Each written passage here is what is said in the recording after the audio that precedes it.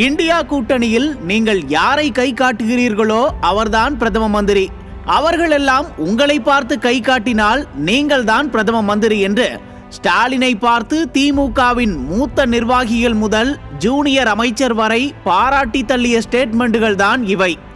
உருட்டலாம், ஆனால் எல்லாம் ஓரளவுக்கு தான். ஏங்க, வாய் இருக்கிறது என்பதற்காக என்ன வேண்டுமானாலும் பேசுவதா? தமிழ்நாட்டிற்குள்ளேயே மக்களின் ஆதரவை பெற கூட்டணி கட்சிகளை மட்டுமே நம்பி பல ஆண்டு காலத்தை ஓட்டி கொண்டிருக்கும் திமுக நாடாள யோசிக்கலாமா? நடக்குமா? கற்பனையில் கூட நடக்காதே. அதை தெரிந்திருந்தும் ஏன் இந்த திமுகவினர் கற்பனை குதிரையை கட்டவிழ்த்து விட்டு இருக்கிறார்கள்? எல்லாம் ஆதாயம் தேடிதான், வேறென்ன? 2014 புரட்சி தலைவி அம்மா மோடியா லேடியா என்று கேள்வி கேட்டு 37 தொகுதிகளை கைப்பற்றினார் அல்லவா? அதை பார்த்து காப்பி அடிக்க போய் இப்படி வசமாய் சிக்கிக் கொண்டு விட்டார் ஸ்டாலின்.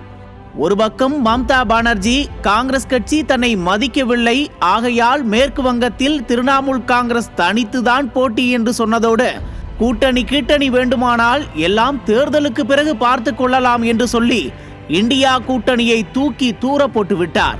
பஞ்சாபில் ஆம் ஆத்மி கட்சி தனித்துதான் போட்டி என்று சொல்லி அரவிந்த் கெஜ்ரிவால் தன் பங்கிற்கு இந்தியா கூட்டணியை செஞ்சு விட்டுவிட்டார். பீகார், உத்தரப்பிரதேசம், மகாராஷ்டிரா என்று இந்தியா முழுக்க இந்தியா கூட்டணியை கழட்டிவிட்டு தாங்கள் தனித்தே போட்டி என்று களம் இறங்கிவிட்டார்கள். இப்போது திமுக என்ன செய்ய போகிறது? ஸ்டாலினின் பிறந்த நாளில் அவர் பிரதமராக வேண்டும் என்று ஸ்கிரிப்ட் எல்லாம் எழுதி பேச வைத்ததெல்லாம் இப்படி சின்னாபின்னமாகி போனதே என்று கன்னத்தில் கை வைத்து கவலைப்பட்டு கொண்டிருக்கிறது திமுக. இப்படி ஆரம்பிக்கும் முன்னரே சில்லு சில்லாய் போன இந்தியா கூட்டணியில் அங்கம் வகிக்கும் திமுக இனி என்ன செய்ய போகிறது?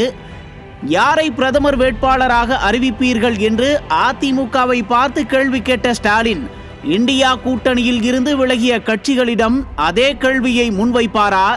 ஆக மொத்தத்தில் முதல்வர் ஸ்டாலினின் பிரதமர் கனவிற்கு ஆப்பு வைத்து விட்டார்கள் இந்தியா கூட்டணியின் மொத்த கட்சிகளும் என்பதுதான் இன்றைய நிதர்சனமான உண்மையே.